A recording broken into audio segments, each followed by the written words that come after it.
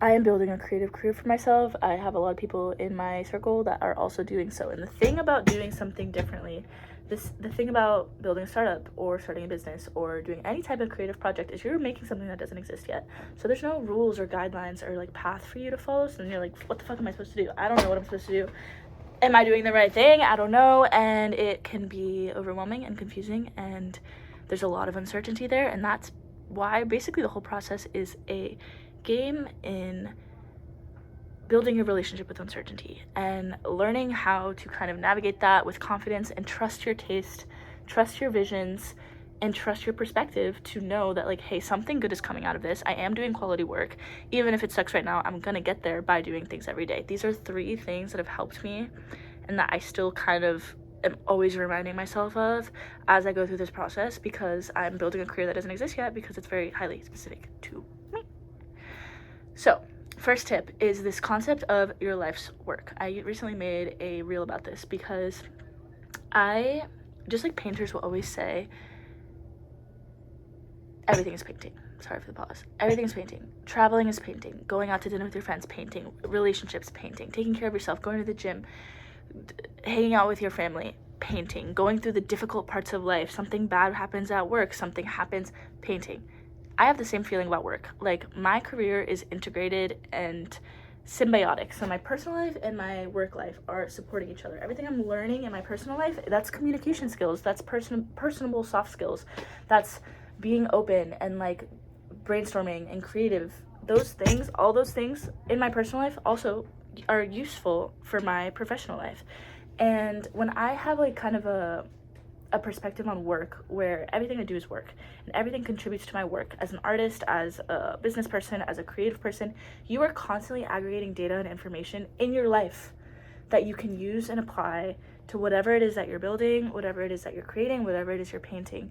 And when I kind of released this concept of like work-life balance and was just like, you know what, like, I am building an expansive life for myself. I have an expansive life. I'm operating in a way where I feel like I'm living the dream life right now, and I know that I'm continuing to build the dream life because that dream life is informed by where I just was. That to me has really helped me as someone that like doesn't have a direct path in front of me, and is that I'm really building it along the way. I'm like building things and building my direction from everywhere I'm collecting information, not just my career.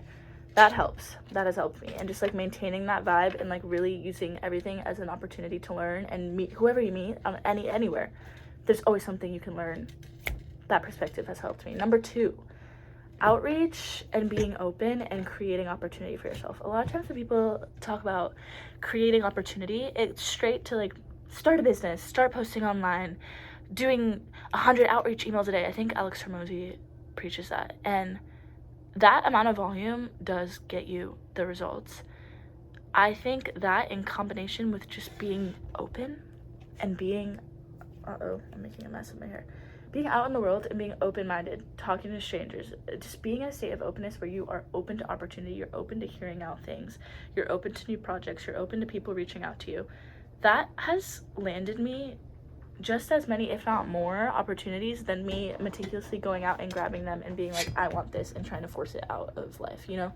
And having an action-based mindset of like, hey, I'm gonna go out and do this because I said I was going to, and I'm gonna go create a job for myself. I'm going to create an opportunity for myself. I'm going to reach out to this person that does said things so I can learn from them. And combined with like just going out in the world and talking to people and like saying, hey, like, this is what I do, and being open-minded to whatever they have to give you back and like providing value in that way has helped me gain momentum. Yeah, you can always create opportunity for yourself. This isn't advice, this is just things that helped me. Number 3, make the work even when it sucks, release the work even when it sucks, gotta be in the work to be inspired by the work. This is kind of a basic creative work principle, but I had this painting professor one time at UCLA, and he said you gotta be in the work to be inspired by the work. I hear that all the time. Anytime I get stuck, whether it's like my visual art, the postcard project, the business I'm building, my freelance work, or posting online. I have those posting online all the time. The more you talk, the more you want to talk. The more I write, the more I want to write. The more I paint, the more easy the paint comes to me, the more ideas start clicking, the more I get visual ideation when I'm out about in the world. I just am constantly reminding myself, you got to be in the work to be inspired of the work. Just do the messy thing, let it be ugly, release it when it's not ready. I think another Hormozy, I think this was Layla Hormozy. I don't know why I don't know what I watched from them recently that has given me these tidbits, but she's like, if you feel good about how it looks and it looks perfect right now, you release the thing too late. And my take on that is like, when you release a project, it needs to exist in the real world with real people interacting with it to get the real data and value of like, hey, this is what works, this is what is quality, this is what I can improve upon and refine. And you as the creator, your role is to like express it and get it out of you and release it regardless of how the audience responds. From there, based on audience response, you can adapt and refine the project in a way that allows it to be valuable to other people. And it has to exist published out and about with real people to understand that and to understand where you can refine and where you can get better. So those are just a few things I've been thinking about. I think ultimately building a creative career, understanding this kind of messy landscape of doing something different and building something and being a beginner at first and sucking at it and just navigating the whole process is a journey. Honestly, it's a fun little game. Should be fun. Ultimately, people that are having fun and just doing things, I feel like that's how you win. It's literally doing the things you love and like letting yourself experiment with them and letting yourself be bad at them until one day you're great at it. And yeah, thanks for coming to my TED Talk.